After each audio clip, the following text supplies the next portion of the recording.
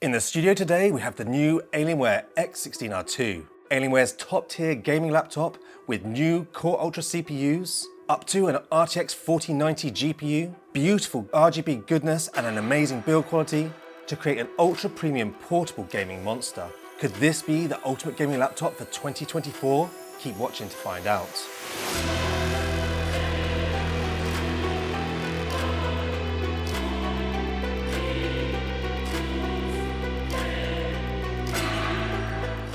So here it is, the Alienware X16 R2. Now, unlike the M16 R2 that we've just reviewed, this model has remained unchanged externally over the Alienware X16 R1. We get the same polarizing colorway of the silver, white and black, which I know a lot of the viewers have disliked last year, but I personally think that it looks a lot better in the flesh than it does over the images when you see it. It has the same iconic Alienware design with the large rear vents, with a beautiful RGB Tron ring, but it's now got the updated Intel Core Ultra CPUs. And talking of CPUs, this laptop can pack either a Core Ultra 7 or the Core Ultra 9. It can also be configured with an RTX 4060 up to a 4090 and can have 16GB or 32GB of soldered on fast RAM. Now, our unit had the Core Ultra 9 CPU with an RTX 4080 GPU, 32GB of RAM and a 1TB fast SSD, which I personally feel is the sweet spot if you want to buy an X16. With regards to the price, it starts at £1,949 in the UK, with our model coming in at £2,820. Now, the build quality of this laptop is fantastic. It really feels like it's built like a tank, and all the materials do feel premium. The fit and finish is fantastic, and there's no flex or creak. Now, it is reasonably hefty for a 6-inch gaming laptop, coming in at 2.72 kilograms. And it's also deeper than a lot of other 6-inch machines due to the extended rear vents. So make sure you buy a roomy laptop bag to store it in. And as mentioned earlier, we get this beautiful RGB Tron ring with multi-zone lighting, a rear lit alien head, and a beautiful perky RGB keyboard. Now, all the ports are at the back of this laptop, making for a really clean design. Even when you've got your peripherals plugged in, it looks great, but it is a real pain having to keep reaching around the back of the laptop to plug all your devices in there. With regards to the ports, we get a pretty good selection with the power jack, mini display port, HDMI 2.1, a Thunderbolt 4 port, a USB-C, 2 USB-As, a microSD card, and a headset jack. Sadly though, there is no Ethernet port, but Dell do include a USB-C to Ethernet dongle in the box. Now, with all the ports at the back, we can see that Alienware have used the sides of the laptop for extra air vents. Now, opening the lid reveals a firm hinge with no screen wobble. The palm rest is aluminium and does not have the soft touch coating like the Alienware M series laptops. Now, although I do prefer the feel of the soft touch coating, I do think the actual aluminium will wear much better in the long run. Now, the trackpad, although quite small for today's laptops, is built from glass, performs very well and is fully backlit. And looks absolutely stunning with the rainbow wave colour scheme that I've also got on the keyboard at the moment. Now, talking of the keyboard, and this is one of the strong points of any Alienware laptop, the default keyboard is an absolute joy to type on, plus you can also configure it with a Cherry MX mechanical switch, which does feel even better, though it is quite loud. Now, the layout is pretty good, and I really like the media keys at the right, especially the mute key, and we've also got the power button at the top right. We also have the F1 Max Performance Mode key to max out all the fans and performance, and we now have the F2 Stealth Mode, which literally turns all the backlighting off on the back of the laptop, turns the keyboard to white, and lowers the fan noise, to make this laptop more acceptable when you're using it in either a business, a library, or maybe a school. Either side of the keyboard, you can see the speaker grills which hide the amazing 6-speaker system, and they sound like this. Speaker test of the Alienware X16 R2 at 50% volume.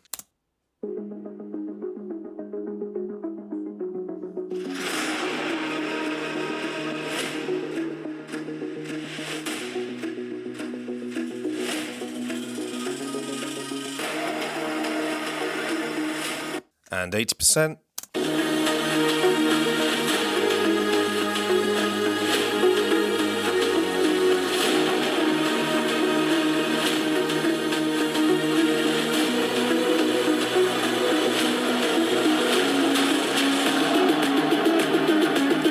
And finally 100%.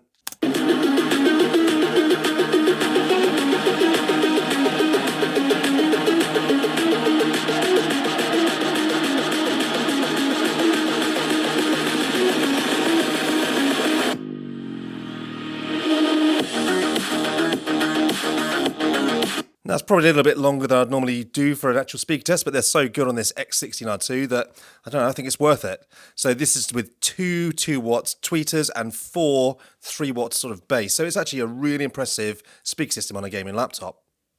And then moving up to the screen, and there's only one option this year, a 2560 by 1600 240Hz IPS display. It's got great colours, it's very fluid with no ghosting, but sadly the brightness maxed out at 350 nits with my panel. And in this day and age, this is way too low.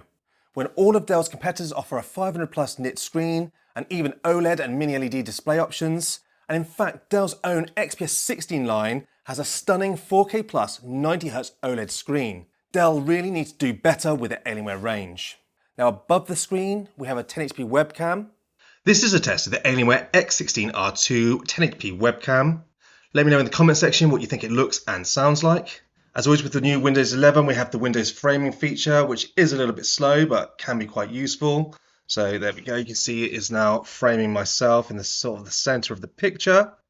We get the eye contact mode, and we get the blurred background effects, such as the standard blur, or my favorite, the portrait blur.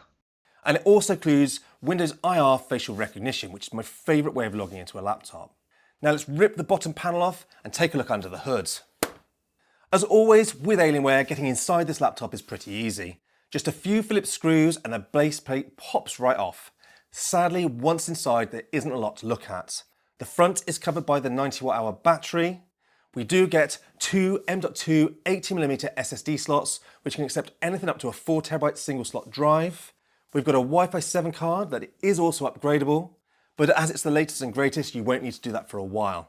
RAM is sadly soldered on with this model and comes with just 16GB or 32GB options. And if you want that 32GB, you also have to choose the Core Ultra 9 CPU. But I cannot understand why there is no 64GB option. Anybody needing 64GB of RAM is going to have to look elsewhere.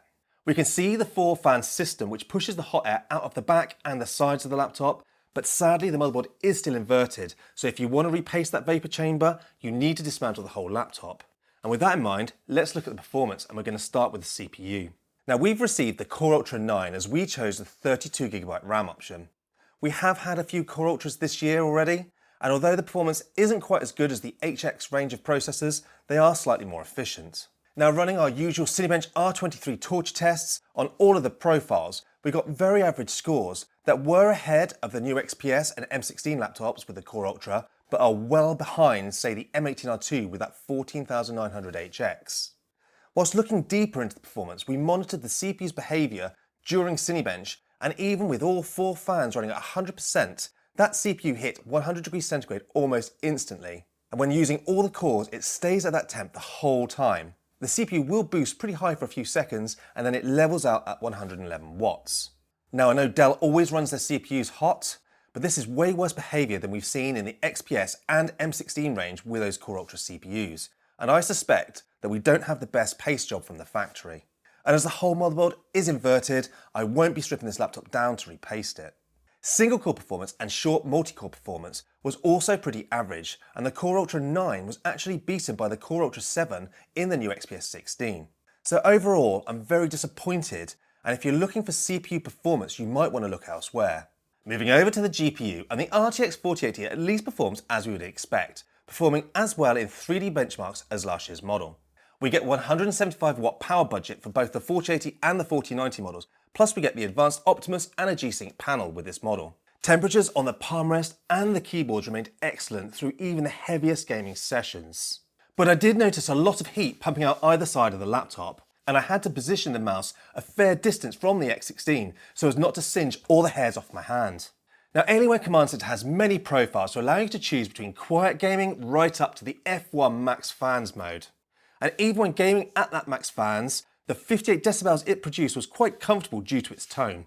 As you move through the other profiles, the laptop does get quieter, and even gaming was pretty strong on the stealth mode or the quiet profiles, with the GPU limited to only 85 watts, and this reduced the fan noise right down to 47 decibels. Whilst we're talking about profiles, we have to also talk about the software, the Alienware Command Center.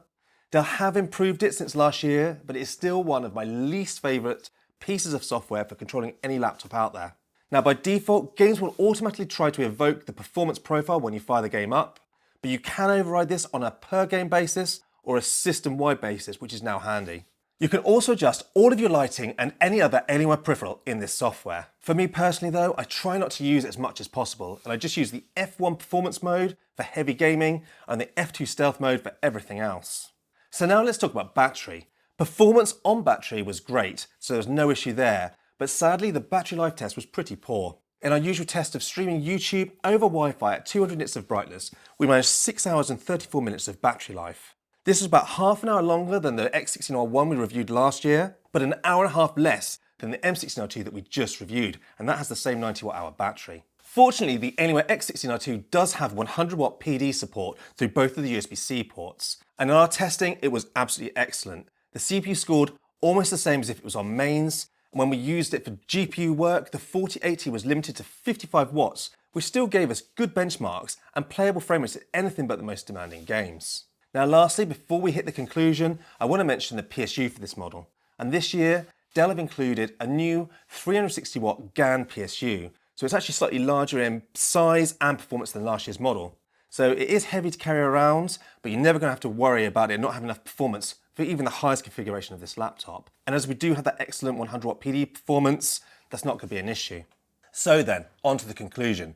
And I have to be honest, this has been a really hard one for me. I absolutely love the look and feel of this laptop. The speakers are truly excellent and gaming has been really solid. But there are a lot of niggles here. This 300 nit screen is dimmer than all of its peers. The CPU performance is very lackluster, and although it will not bottleneck the gaming, there are just much better options available at this price point. And lastly, the heat that it pumps out of the sides did annoy me when heavily gaming directly on the laptop, which, considering that it's its sole reason for existing, was quite disappointing. Ultimately, I think for the price, there are better options available. If you don't care about the size and you want Alienware, I think the Alienware M18 is a much better option, and I still can't understand why Dell never created an Alienware X18. Well, those are my thoughts on the Alienware X16 R2. As always, I'd love to know what you guys think. Pop it in the comment section down below and I will get back to you. And as always, thanks for watching.